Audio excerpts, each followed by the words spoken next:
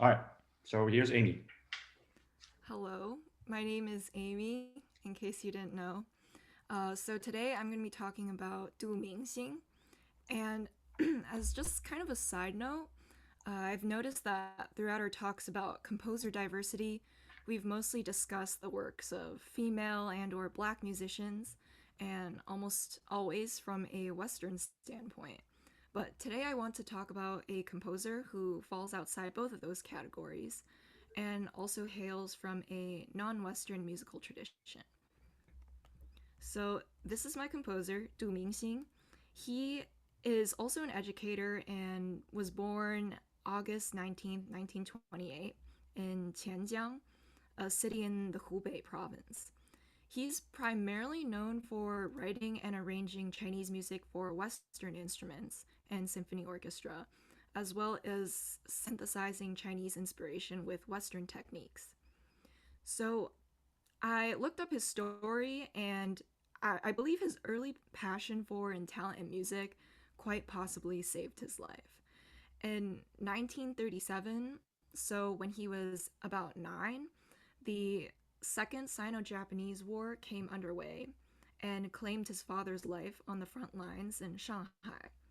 Meanwhile, he and his mother were hit hard by famine in Hubei. So, in order to ensure he had a future, because she couldn't provide for him, his mother relinquished him to a refugee shelter for children, which later retreated to a very mountainous region in Sichuan as cover from the onslaught of Japanese troops. And so, how he got into music was that acclaimed musicians scouting for musical talent in these shelters found promise in him and whisked him away to school in Chongqing, where he learned music theory, piano, and violin, and composed his first piece at 12 years old. He would go on to study composition at the Moscow Conservatory, so this one, at the sponsorship of the Chinese government, and become a composition professor at the Central Conservatory of Music, as well as join numerous governmental music committees and councils. He has written a multitude of works, ranging from symphonies to choral works to film music to concertos to chamber music. Some of his piano music has appeared on Long Long's Dragon Songs album, namely Straw Hat Dance. Meanwhile, his piano solo, Dance of Waterweeds, has appeared on the ABRSM 2015 to 2016 grade 7 syllabus and is drawn from the Mermaid Suite. So, this one. And it was a popular ballet he collaborated on that premiered in the late 1950s in Beijing. My parents' generation would be familiar with his work on The Red Detachment of Women, so this image, a ballet that premiered in 1964, which dominated the national stage during the Cultural Revolution. As propaganda, it naturally had strong political undertones, but the music itself drew from folk melodies, and the ballet was famously performed for Richard Nixon when he visited China in February of 1972. As for this image, this is an image of kind of a river goddess, a deity he based a symphonic fantasia around. As a flute player, I find myself drawn to Du Mingxing's Village by the River suite, originally for flute and harp.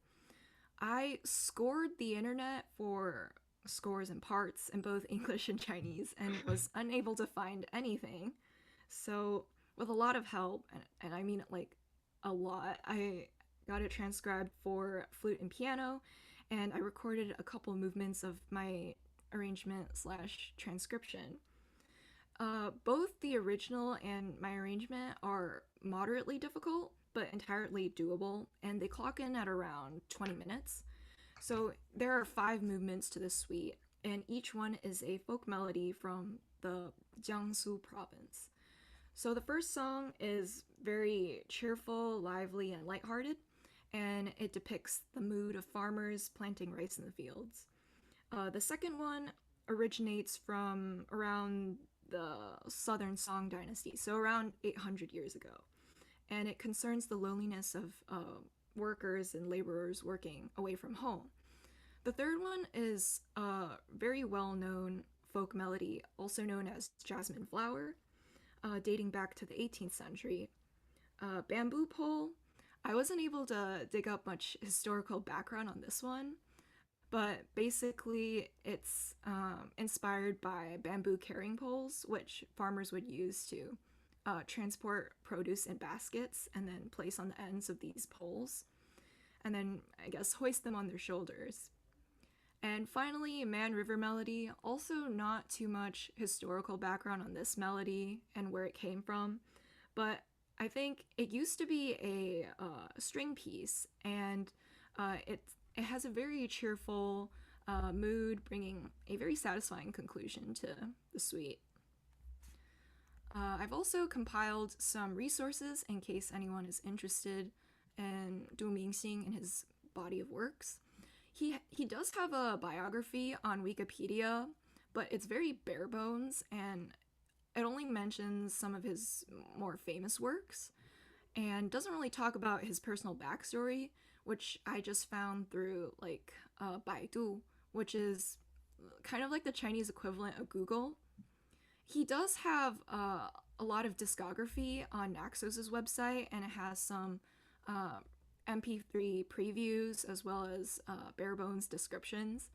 And they also have basic background information for this suite. And I also found the original flute and harp recording of this, and I also have some recordings I quickly put together of my own arrangement slash transcription. So that's it for the slides, but I hope that I can show the actual excerpts or the actual arrangement. Yeah, that'd That be would great. be okay. Yeah. I made a playlist, and I guess I can just show the first movement. Yeah, I recorded a video of myself. It's very non-professional, so please don't judge. Are you able to hear?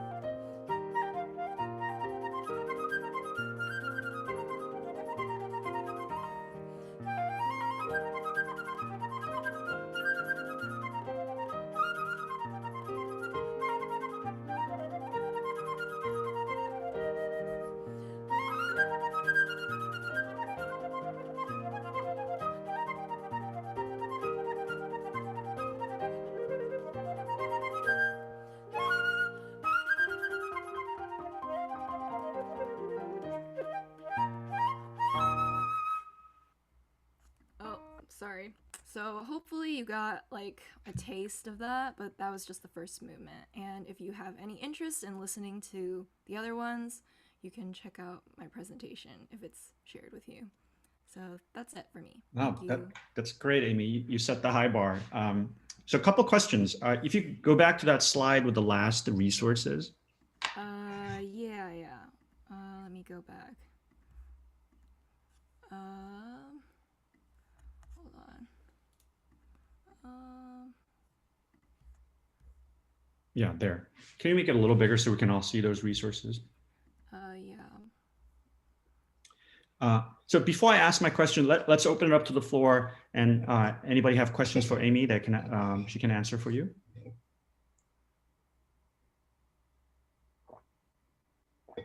And we should all have questions, right? So that's sort of part of presenting and interacting with the presentation. Okay. Rehan. I mean, first of all, that was awesome. That was really good. I just wanted to ask, what made you choose this piece and this composer? Well, as I said, I play the flute, and I think this is his only arrangement, and for flute at least. And I really like that originally this was for flute and harp, which would have corresponded to traditional Chinese instruments. Like the harp would correspond to the Chinese zither, which I also used to play but no longer play anymore. And the flute would correspond to perhaps a bamboo flute. And I really enjoy Du Mingxing's works in particular because um, I think he doesn't get a lot of attention. It's like I said, it was super hard to find anything like any scores or parts for this, which is why I had to transcribe it originally. And I think, as I showed on this slide, he's done a lot of really culturally impactful works. I think he should be acknowledged, though not a lot of people do acknowledge that kind of more political history of China. And he also draws on a lot of folk melodies, as I said, and a lot of not just political music like this, though his music in and of itself isn't inherently political, but he also draws from ancient traditions and cultural melodies, and I really like that he does that. Yeah, I think that's sort of an issue that Amy struck upon. That is an issue with underrepresented composers, because I think traditionally the not only performers but field of musicology, and I think it's getting much better. But I think in the past they really focused on the Western canon and basically Haydn, Mozart, Beethoven, like Charles Rosen, who is considered the preeminent uh, classical music scholar, right? His sort of his book on classical style, all of those are sort of the role model in which most musicologists kind of aspire to. So in that era, most of the scholarship that was done was on the Western canon, right? So I think there is a great amount of work to be done in looking at works by underrepresented composers. So, Amy, you could possibly map out a career path as a musicologist, um, um, looking at manuscripts, works, historical context, because that kind of work really has not been done, right, in this particular case, which is why it's hard for Westerners to find scores themselves of his work. So, even the Wikipedia page needs editing and addition, right? So, I think this highlights the impact of the lack of representation in scholarship, right? So that there's definitely work needed. So I'm really glad you pointed to a composer that we are not well aware of, right? So thank you. Alec, you had a question. Yeah, I was curious if you were able to talk a little bit more about like what parts of this piece is beautiful, and I think you played it really well. But which parts of this composition show influence from going to Moscow and training, and in a school there versus like I'm having trouble understanding like which pieces of it, maybe Oh, you mean the harmony or this? the Where melody show Chinese influence versus showing more like an influence from the sort of Moscow Western style. Oh, so what I meant by Western techniques was he writes for Western instruments, like so in Chinese music there are Chinese traditional instruments, but I don't think Chinese instruments were played in groups like Western orchestra until very recently. So many of them were solo instruments. So he writes and arranges melodies for Western instruments, which is the Western technique aspect I was talking about. As for the Moscow conservatory aspect, so China sponsored a lot of people to go out and study at different universities outside of China to kind of gain knowledge from them. Like Cornell is one. So Cornell was one of the first places to accept international students, especially from China.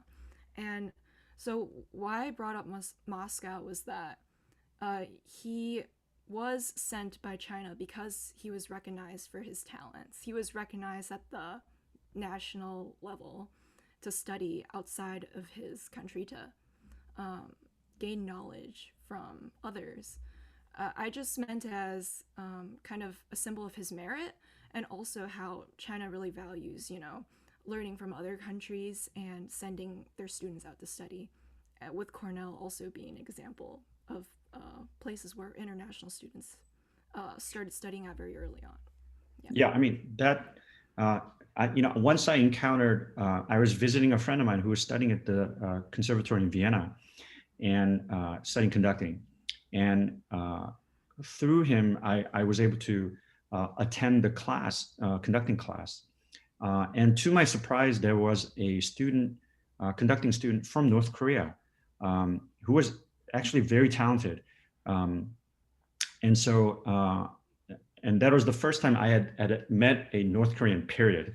And the story was that, in fact, a month before I was observing the class, Maris Janson, who is a pretty famous conductor, came and gave a master class and was so impressed with this North Korean conducting student that he offered to take him on as an assistant with the Concertgebouw Orchestra. And basically, and he had handlers who are basically making sure he doesn't defect. And they said, no, that's not going to be possible. And Maris Janssen just didn't understand what was happening, right? So he's like, what do you mean? Like, he's very talented and this is a huge opportunity. And so he was kind of looking at that interaction as, no, like I can offer this young conductor a great opportunity to study with me, be my assistant at the Concertgebouw. And that's the kind of thing where it's a huge opportunity for most people, right? Where nobody would say no to that, right? So he just didn't understand where anybody would say no to that. But he just wasn't allowed to pursue a career outside of North Korea. He had an orchestra ready for him in North Korea. So he was sent by the North Korean government to be trained and become a very well-educated musician, but to be employed in North Korea. So in some ways, you can admire a government who is willing to put funding and support for the arts and music, right? I wish that would happen more in the United States. But in the case of North Korea, that came with stipulations, right? So they weren't allowed to pursue a international career outside of North Korea. I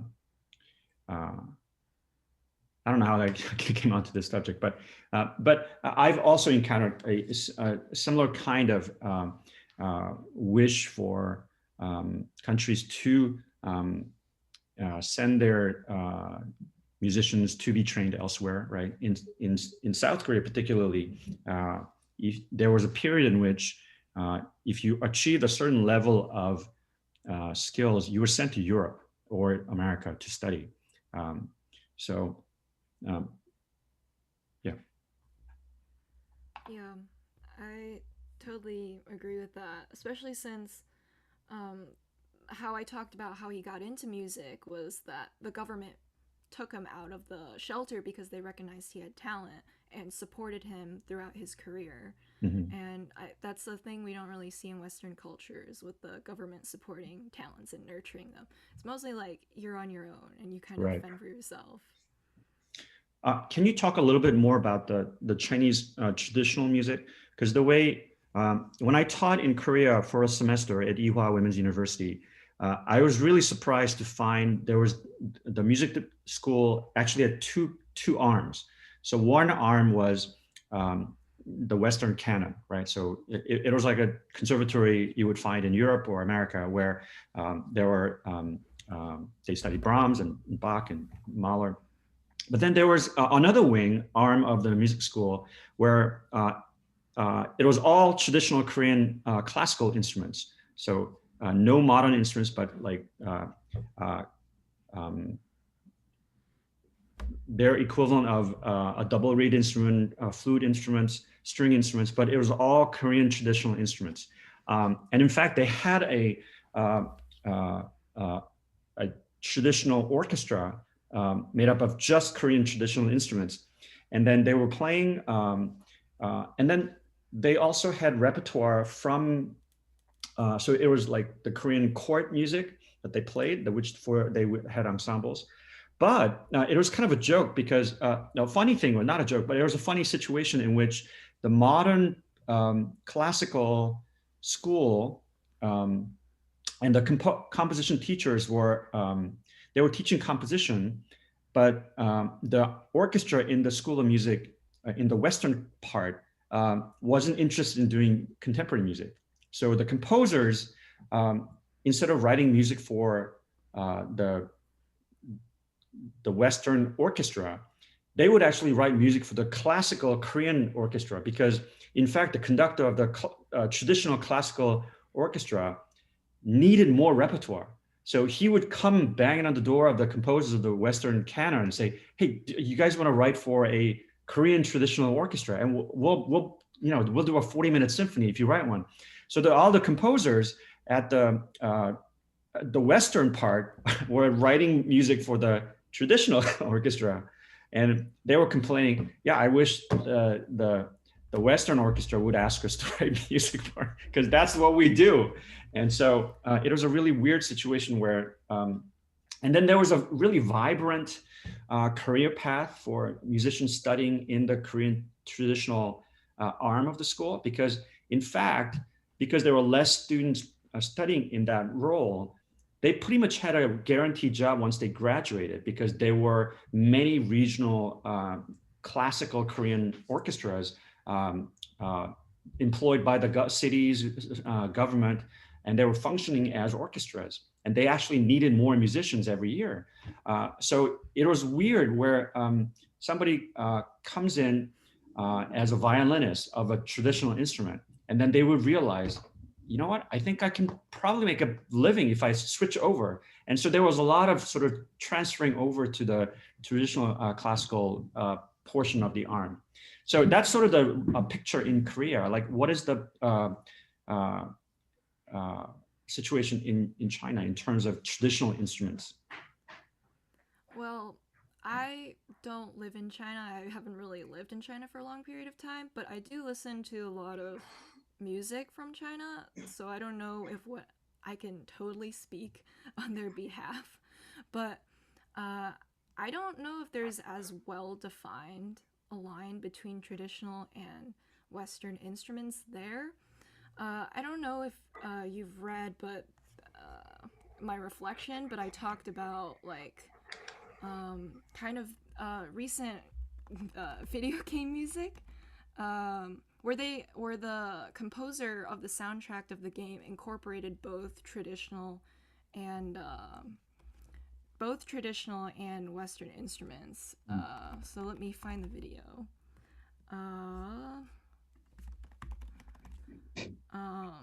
As kind of like a synthesis, but just as kind of a short detour.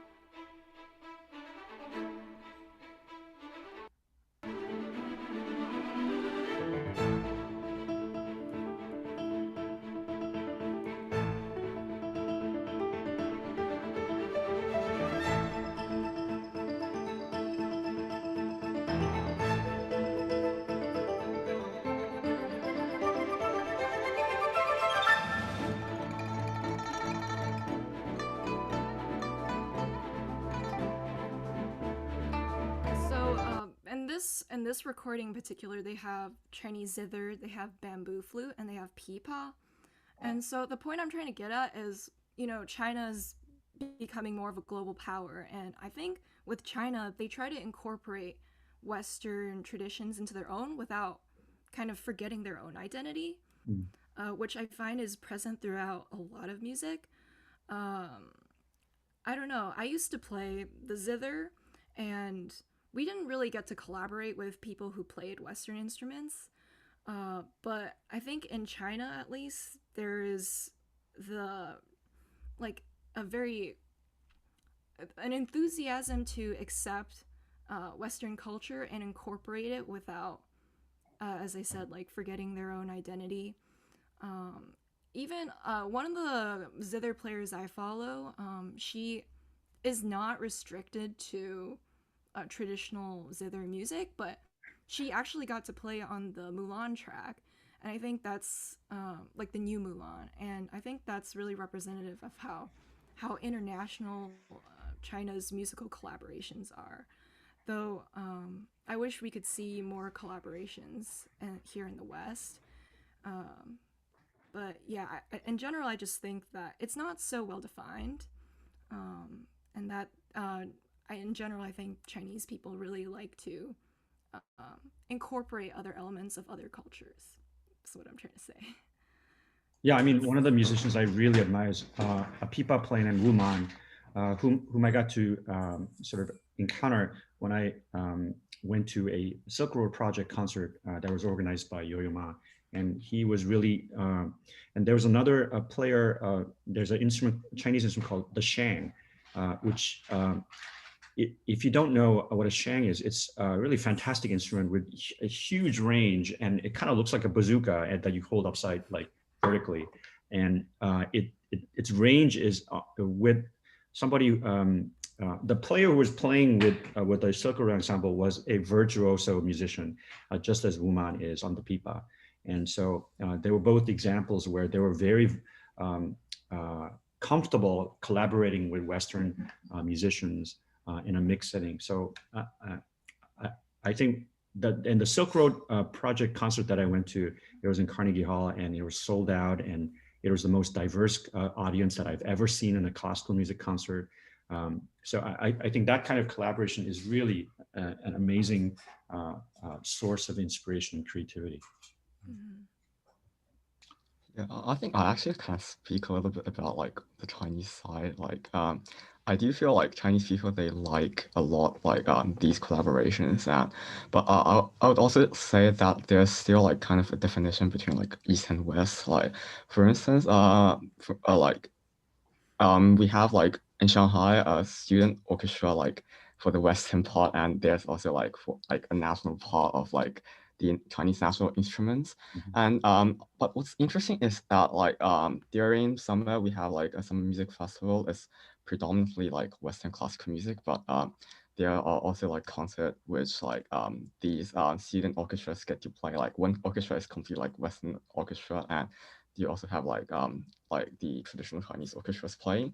So and I think Chinese people are like right now are quite interested in these ideas of like bringing the key like cultures kind of like together, as like you might have seen like in the video Amy shared, like for Shanghai Symphony Orchestra, I think they did a lot of like things like these, and I think a lot of Chinese composers are also like trying to find like these kind of balances. Like I kind of like know, I think Tan Dun is quite well known like in the Western world for doing this, and I would also be presenting like a Chinese composer, although like more contemporary, like and I think his ideas are quite like interesting about like connecting the two like cultures.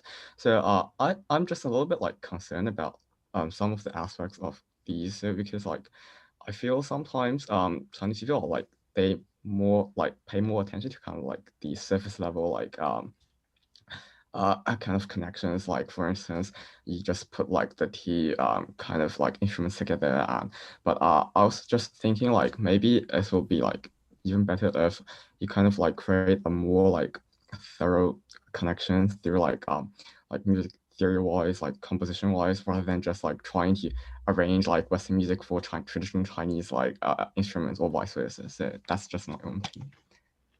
Yeah, I'm glad you bring that up. And Amy, if you want to talk about this issue, go ahead before I speak. Oh, sorry. I was just saying, yeah, I agree. And I think there's a barrier to kind of be penetrated here because there's a lot of difference, as you said, and also just music theory in general. I used to play in CME, so Cornell's like Eastern Ensemble. Mhm. And basically, we play. There are a lot of Chinese people in the group who play traditional instruments, but they also welcome people who play Western instruments, but it's very difficult to play songs arranged for us because, you know, a lot of people won't read Western notation. They will read jianpu instead of the Western notation we're so used to. Yeah. And then there's the issue of playing in tune together because, like, intonation on traditional instruments is different than, Yeah. you know, on a flute you just pull in or pull out, but on a dizi or the bamboo flute, it's not so easy to tune because, like, even to play in a different key, you have to change your entire instrument. So, yeah, I think playing together is a challenge and kind of bridging the gap between theory and how how we tune our instruments is, I think, again, like very challenging, and we need to find a way to build stronger bridges rather than just like slapping different instruments together and arranging Western music for Eastern instruments. Yeah, I mean, I agree. So a couple of years ago at Cornell, there was a really fantastic student player who played the pipa. And so I approached her about doing, because Lou Harrison had written a pipa concerto. So I had approached her about doing that piece with her. And so she kind of went back to her teacher who actually played the piece. And in fact, the only way we could have done it was because her teacher had written out a uh, uh, a notation system that pipa players could read because the Cornell student couldn't read Western notation. So in fact, she, in talking with her teacher back home, like got a hold of this solo pipa part that was not, I looked at it, I was like, what is this? Like it was like, it looked completely different, but she was able to read that. And then we were able to play together. So she was reading off the pipa notation and the orchestra was reading off Lou Harrison's Western notation. And it worked. But the tuning was difficult because, and she had to actually adjust quite a bit because like the orchestra couldn't adjust to the microtonal way. The pipa is tuned a bit differently. So you're absolutely right. That collaboration isn't automatic because the tuning system is slightly different. So there's adjustment that needs to happen. But also this idea about use of traditional folk melody, that idea in a Western canon idea, sometimes the way American orchestras or European orchestras treat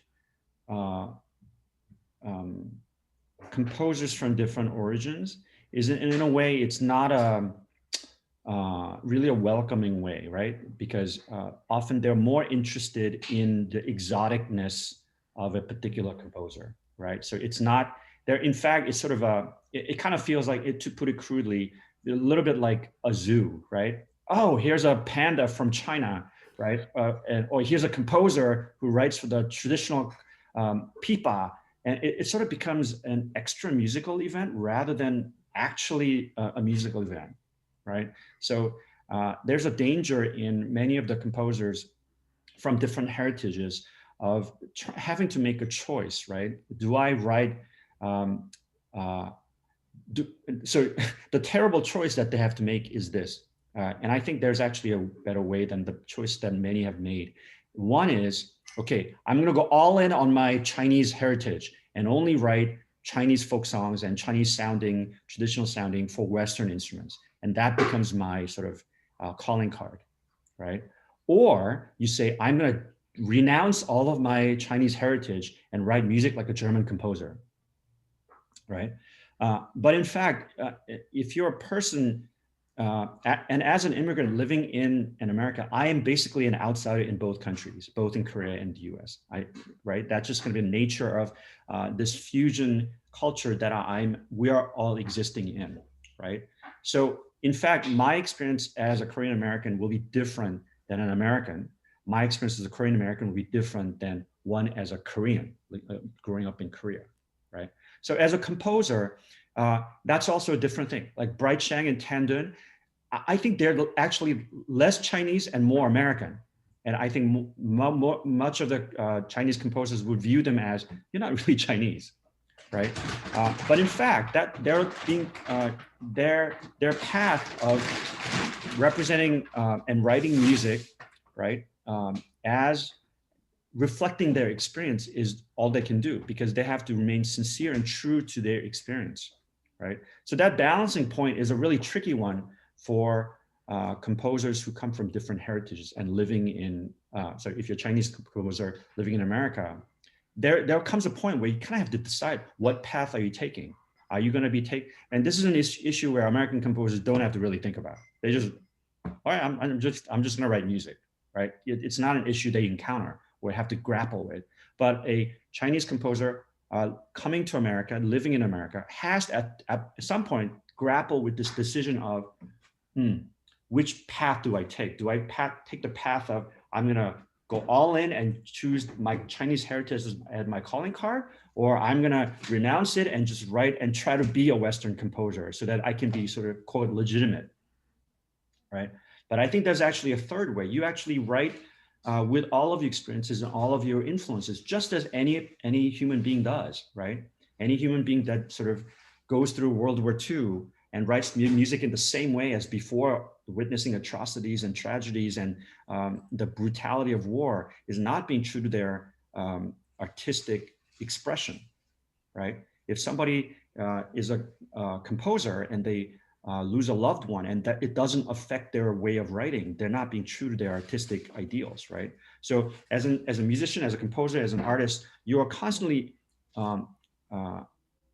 responding to your human experience and expressing that human experience, right? So that doesn't mean you have to write music only using a certain traditional Chinese classical music, or you renounce it and only write in the Western canon because you want to be, quote, legitimate in Western eyes, right? So it's a really tricky issue that often doesn't come about if you've never gone through that sort of experience of dealing with dual side of living, right?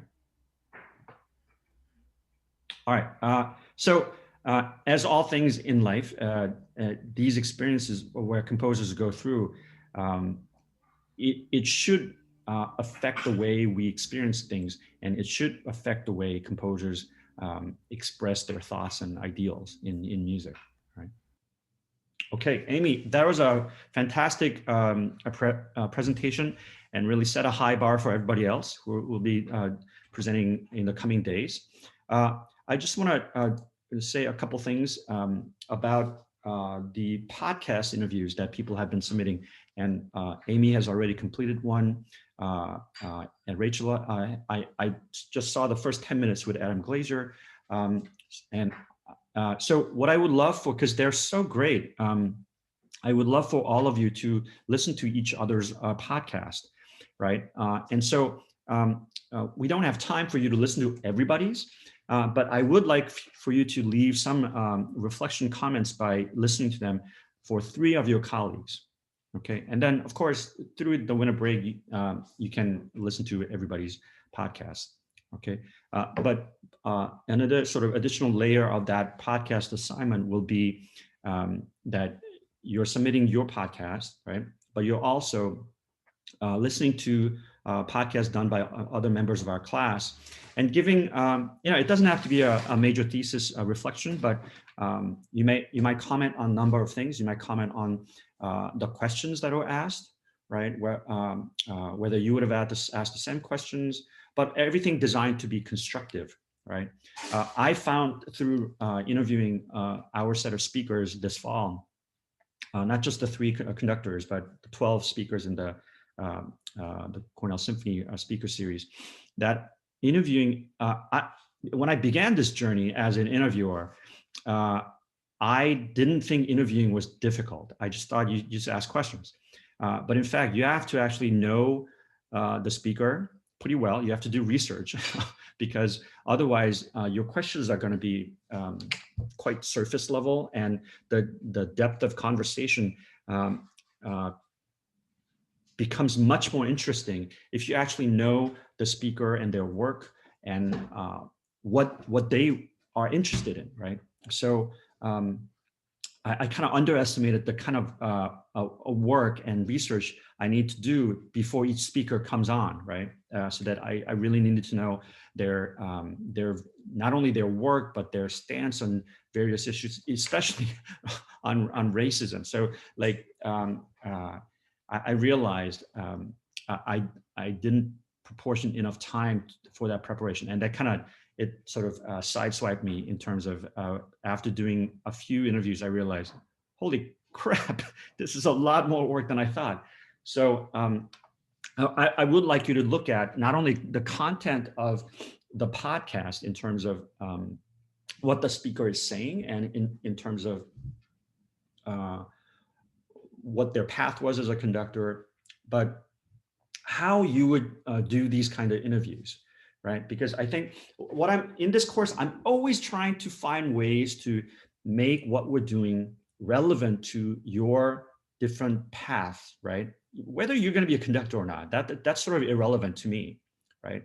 What's relevant is how can you apply the knowledge set in the study of conducting, this craft of conducting, and this profession of conducting to what your path is. And I think what's really interesting to me as a teacher at Cornell, where I mainly deal with non-music majors, that these are students who are really passionate about music. They care about music to the degree in which I'm always in sort of awe of the students in the orchestra who are not music majors,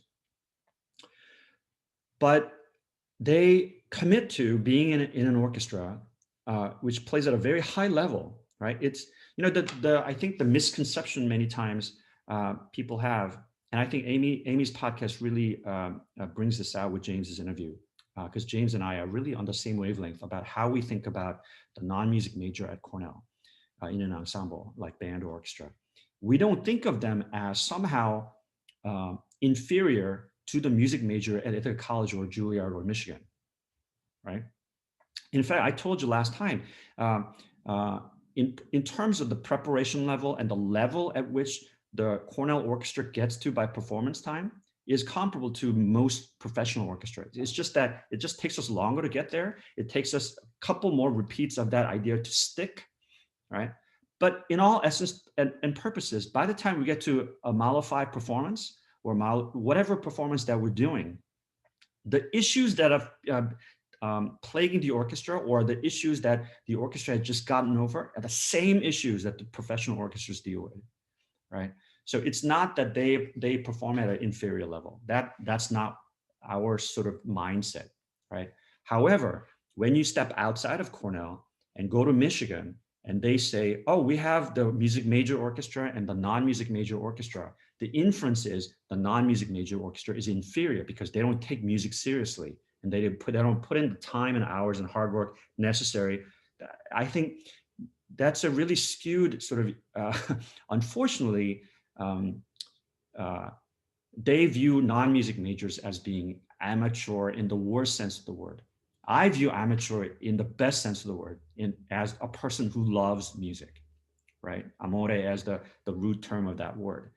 So, and the reason this is important is because I think the way people think about the non-music major, music major divide, right, in our society is one in which that causes a huge set of problems, right?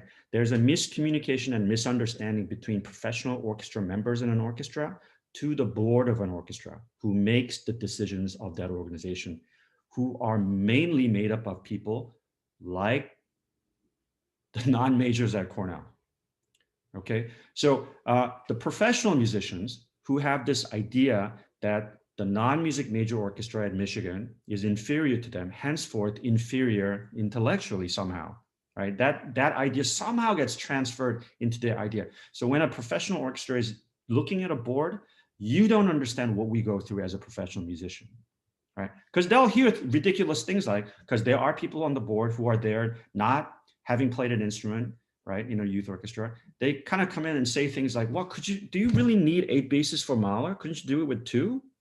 Right?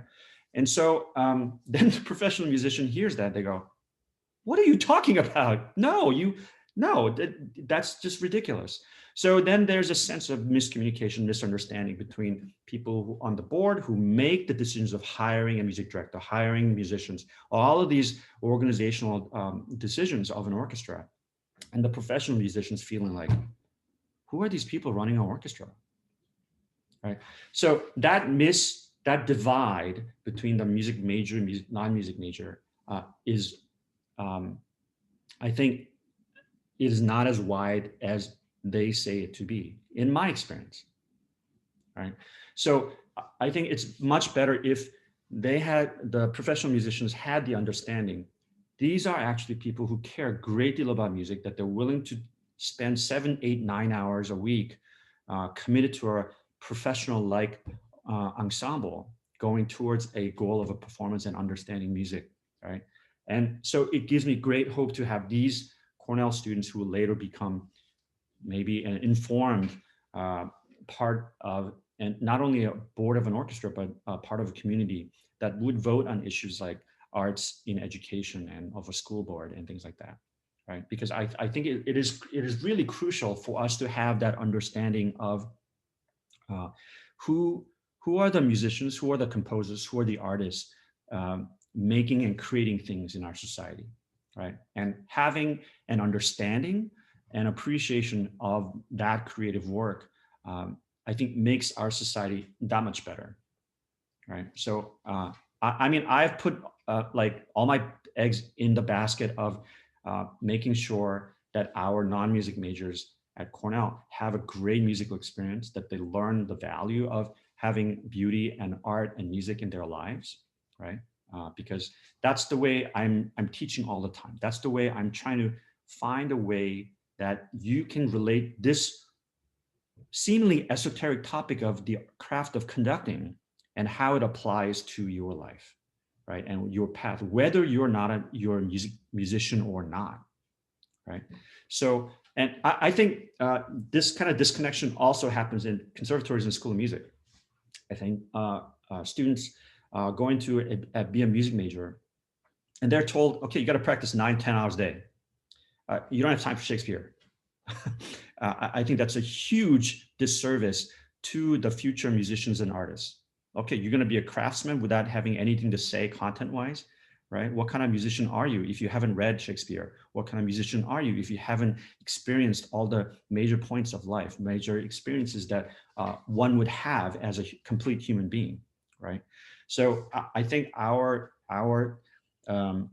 sort of silos our society have set up in training professional musicians and training students in a university setting, right? And I think the liberal arts education has really taken a backseat, unfortunately, in many institutions like Cornell, where and I'm getting on my soapbox, so I apologize for that. But I think for all of you, especially who are at Cornell, you have to find a pathway through this liberal arts education where you're not getting a DeVry degree instead of in terms of an instant, 6-figure salary job after Cornell. I think if that's your goal, it's going to be misplaced, and you will find 5, 10 years down the road, I wished I had pursued something different, because I see that too many times. I see too many students who have pursued practical careers as a way of ensuring financial security, as a way to go through life. And I think you will find that life after a while will becoming, it'll sort of choke you in terms of being able to pursue that path, right? Because it's hard work, no matter what it is that you do to go through life. But if you can do it while doing something you are passionate about, while something it's love, then that work will be doable. The impossible heavy lifting that you'll have to do will be possible because you love that subject or topic or whatever it is, whether it be music or whether it be engineering or whatever, right? So this is your time to find what that pathway is. So I'm going to be the professor that says practical, forget practical and forget financial security. That will come if you find the subject that you are passionate about. Then you will be able to do the heavy lifting. What seems to be, oh, that's impossible. I can't do that.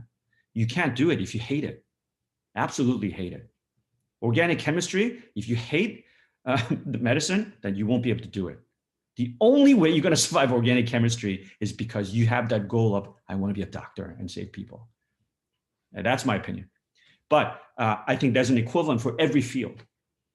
Okay, so if you get anything from this course, that's what I want you to get. I want you to get the message that I'm not going to look for something practical. I'm going to look for something that's going to make my blood pump. And I say, I'm going to get up and do like 19 hours of research because I can't stop myself from going deeper into that whatever content knowledge or composer or whatever it is. Okay, so use this time that you're at Cornell to experiment, explore, take course. And I really applaud all of you who are taking this art of conducting. What? How is that possibly going to help me get a job after college? Well, I hope I've given you enough transference of knowledge situations where what I do as a conductor to become a better conductor applies to many cases. And that's why Benjamin Zander has made a whole second career of talking to CEOs. I think he gets like $15,000 for 2-hour talk with CEOs, because and you can look it up on YouTube. There are a whole bunch of professional leadership presentations he's done. It's a little hokey, I think, but I do think there are transfers of knowledge. Any subject that you go deep into has transfers of knowledge points. Okay, I'm off my soapbox. Okay, but all of that to say, I want you to examine each other's podcast and ask the question of, okay, would I have asked the same question? Was there a way to ask questions to this particular conductor that would have delved deeper into that conductor and the way they work, right? Because in a way, one of the things you'll be doing for the rest of your lives will be interviewing people, right? Whether as an interviewee, right, to find a position, or as an interviewer, right, to hire somebody into your team, right? And I think one of the things I always am surprised about interacting with people is that, okay, this is another soapbox, but there tends to be sort of hierarchy you place into every situation, right? So if you're a student, you're interviewing a professor, and there's this perceived level of hierarchy that you have to kind of abide by, right? Obviously, the faculty knows more. I don't know much about this situation. So I'm going to remain mute and not ask questions because obviously this person knows more than I do. And I'm here to receive information. Okay, if you enter every class with that mode, then you're going to not get everything out of that course, out of that professor. You should be entering that mode of conversation with a question. Really? Okay, you say A is B, thus B is C, but I don't really understand that. Or question whatever is the theorem the faculty is presenting, right? Question it, because the faculty probably has come to an understanding with a set of data that might be outdated, that might be old, right? That is not putting into consideration other factors that are now new. right? Just as I taught conducting for a long time, only focusing on Bach and Beethoven and Brahms, right? But only recently have I started to question that, right? So as a student, you should be entering into a conversation with a person who knows more with questions, with, okay, you didn't quite explain everything. Just because you said it doesn't mean I have to accept it, right? So there's a difference between challenging authority in a harsh way and being a pain in the ass, but actually questioning that process by how that professor got to that theorem, right? And in that process, you actually learn about what process did that person go through to get to that answer or theorem. And you actually learn more by doing that, right? So be critical of your colleagues' questions to the interviewees, and kind of leave comments about what questions could have been asked in different ways, what other questions that weren't asked, right? So review your colleagues' podcasts and leave those reflections in the form of either different way to ask questions or critical analysis of questions, and be constructive, not attacking, right? It's a way to make each interviewer a better interviewer. Okay. All right. Okay. So on this coming Wednesday will be Rachel and Rehan. Monday, right? Not Wednesday. I'm sorry, coming Monday. Yeah. Yeah. So December 7th. Okay, will be Rachel and Rehan. And then the Wednesday after that, December 9, will be Yijie and Peter.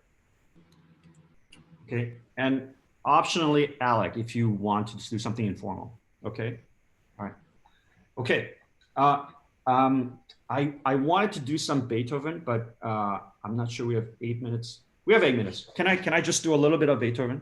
Okay, so I'm really trying to get to the video feedbacks for all of your videos. I promised yesterday I got slammed with spring committee meetings. So I was planning to do them Monday, but I didn't get to them. I'll try to get to them today and give you feedback. So please don't do the Beethoven 5 videos until you've gotten all the video feedbacks of ones you submitted.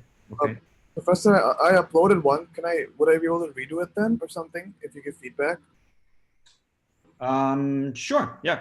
Yeah. I already put up one because I didn't. Yeah. That's fine. Yeah.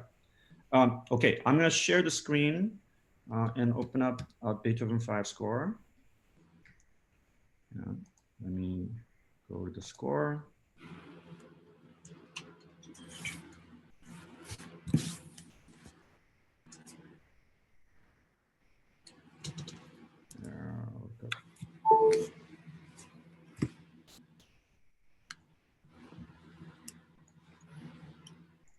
Okay, so one of the passages that I talked about last time, right, where the hypermeter affects the 4-bar phrasing is this place. So anytime there's a ba-ba-ba-bee, that ba-ba-ba is an upbeat bar, right? Ba-ba, 4 and a 1, 2, 3. Now, when I encountered this bar, this figure, this summer, one summer I was studying with Gunther Schuller. I had a big argument with Schuller because his hypermeter theory, rather than making this a 3-bar and then the new bar starting here, oops, sorry. Let me go to the annotate mode. So rather than this being a 4-bar unit, right? He was theorizing because this is a 4-bar unit, that being 4, 1, 2, 3, making this not a 1 as, so when the violin section encounters this, they have a whole bunch of bars and the way most orchestras phrase this, it's as if they treat this bar as a downbeat 1. 1 and 2 and 3 and 4. That's how most orchestras play this figure. Okay, but according to Gunther's grouping, this is the grouping. So then this bar becomes a pickup bar to this bar, right? Yadam tiram tadam tira. Yadam tiram tadam tira. I would challenge you to go and find a recording that actually phrases it that way, right? And this is unfortunate because the way it appears to single individual parts, the violin part, the clarinet part, the flute part, it really looks like sa, sol, do, si, do, re, la, la, so is a contained 4-bar unit, right? So it becomes foreign to them when you say, no, it should be sol, do, ti, dam, ta, dam, ti, dam, ya, dam, ti, dam, ta, dam, ti, dam. And then a violinist in my first job in New Orleans said, look, Chris, it's slurred. Sol, do, si, do, la, dam, ta, dam. So if I bow that the way Beethoven meant it to be bowed, then I wouldn't accentuate the second bar. So what you're saying, what Gunther's saying, doesn't make sense musically. Uh, so this is if you especially work with recordings that doesn't phrase the way Gunther and I am proposing, that the hypermeter stays, where the exceptions are this 2-bar extension making the 6-bar, right? Or the 5-bar phrase. Most places it's a 4-bar hypermeter, meaning ba ba ba bum bum ba 3, 4 and 1 and 2 da da da 3 and 4 and 1 and 2 da da da 3. Ba-dum, pee-dum, da-dum, dee-dum, ba-dum, pee-dum, ba-dum, pee-dum, yada-dee-da-do-da-dee, yada-tee-da-da-da-dee. But you hear here, da-da-dee-da, dee-da-dee-da, ba-da-dee-da, ba-da-dee-da. That's the phrasing you will hear. But in fact, if you follow the phrasing of 4, 1, 2, 3, then this figure, da da dee da, ba da dee, ba da tee da. So this part needs to get the emphasis, not the previous bar. The 2, 1. So sorry, it should be 4, 1. Right? So that phrasing is actually quite difficult to show if you are not being intentional about it. Okay, so work on showing this. And one of the things that I'm always asking you to do in terms of our gestures and how we use our left hand and right hand, right? Anything that is habitual, ongoing, it looks the same, that means you're just canceling out that, right? So one of the things I find myself repeatedly saying in the video feedback is, we want to know where the emphasis is. So if all of your beat look the same, right, then you need to take away emphasis from one of the beats. Yam param bum beedam. Not yam param bum beedam be. That doesn't really communicate musical phrasing. Yam param bum tiram tiram tiram piam piam param bum bum bum tiram. So in the same way, we want to see much more emphatic places where you want the stress, musical stress, right? So if you find yourself conducting and everything looks the same, something has to change, right? Then try to find, okay, I'm going to emphasize one beat of these 4 bars. That's the part that's the most important in that musical phrase. Ba ba ba bim pam pa, or ba ba ba bam bim, or ba ba ba bim pam pa, or ba ba ba bim pam pa. Which one? Right? You have to make a musical choice. You can't just go automatic pilot. Everything looks the same. That's why people say classical music is boring, right? Because so many times orchestras, musicians don't take the initiative to say, I think this is the most important note. And when people do, it's expressive and it's exciting, right? So be the kind of music maker that has a stance. It's okay if you're wrong. I would much rather you be wrong than not say it, not say, I don't have an opinion. Because if you don't have an opinion, then everything looks the same. It's just wallpaper. It's just background music in a cafe, right? I used to tell this story to my students at Iwa, who are all music majors. And I would say to them, you know, in Seoul, every time I go to a cafe, they're always playing classical music. And I say, I will tell them, can you please turn that off? And they all look at me like I'm crazy, right? Because I don't want classical music to be meaningless. I don't want it to be just wallpaper, right? I want classical music to have a say, like be a prism to our human experience and say something really important. And every note should have meaning or have a direction. You should say something with that phrase. You have to have the why you're playing that phrase, right? Not just every note is beautiful without distinction, right? So I've been saying this to them all through the semester. And then they were having this 150th school celebration, and the dean of the school of music asked the orchestra to play for this celebration. I said, great, yeah, sure. So we played as main part of the celebration where the whole school was in attendance.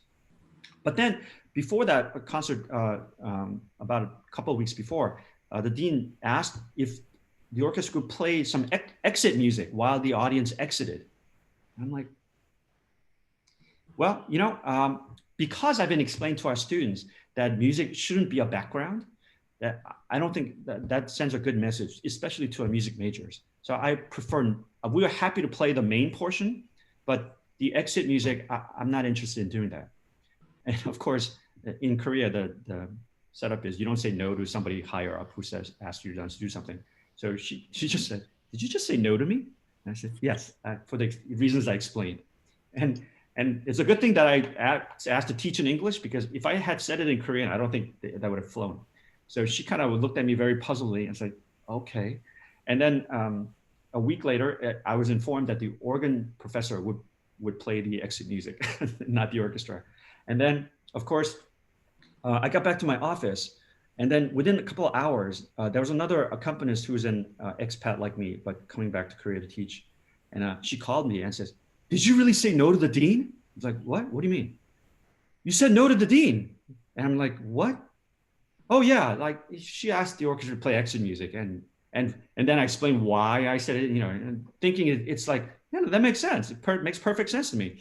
And then she was like, yeah, but you said no to the dean. Oh my God, you'll never work here.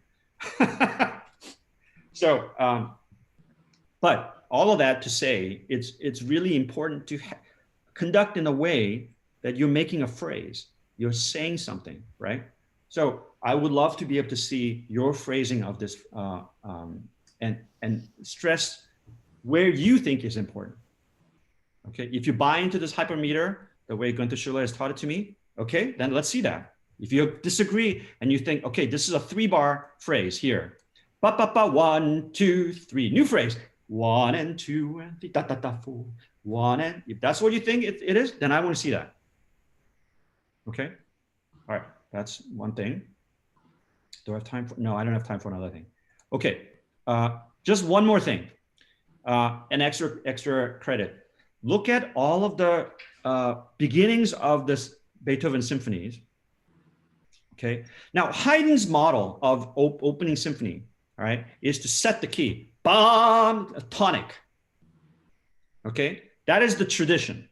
Okay, now how Beethoven breaks that tradition is he says, all right, what key is the first movement of the 5th symphony in? Looking at only the first 2 bars. All right, key signature says it can be either E flat major or C minor, right? Now, look at the first note. It would have been tradition for Haydn symphonies to state tonic, right? Everybody knows, okay, that's the key of this movement. All right, here we go. Okay, that's the tradition, right? So you see, G, E flat, right? Now, without our, am I sharing the screen? Sorry.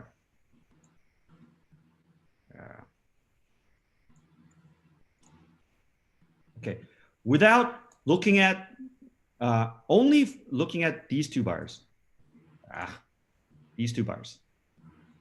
I can't draw circles. Yeah. Only looking at the first 2 bars. Come on. Draw. Only looking at the first 2 bars.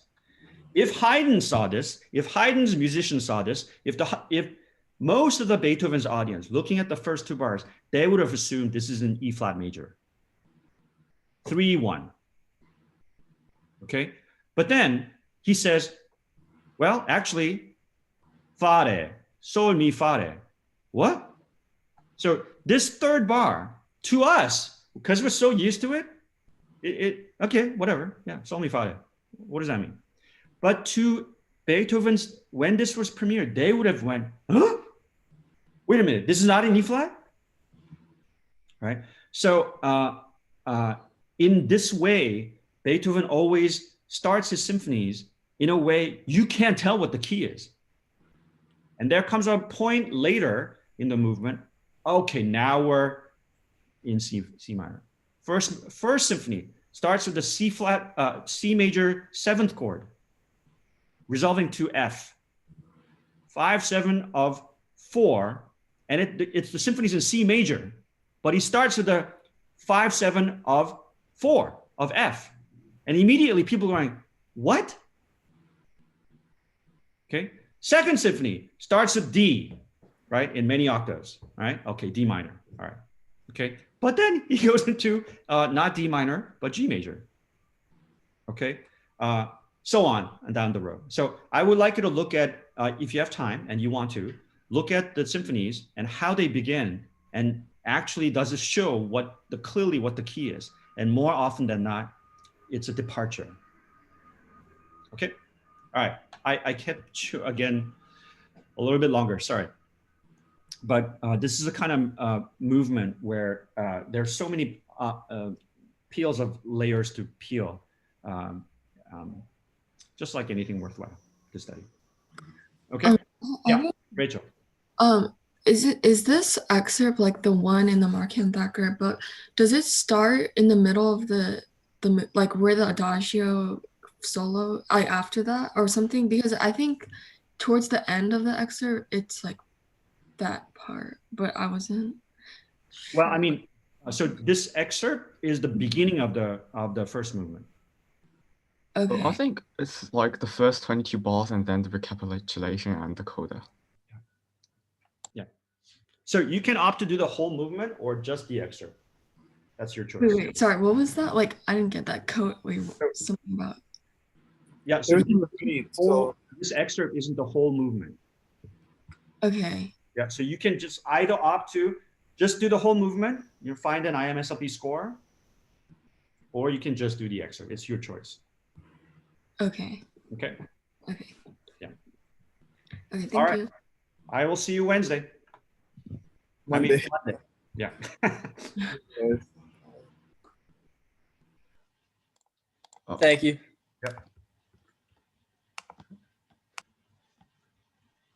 Okay, so because I was wondering, like, how long should like the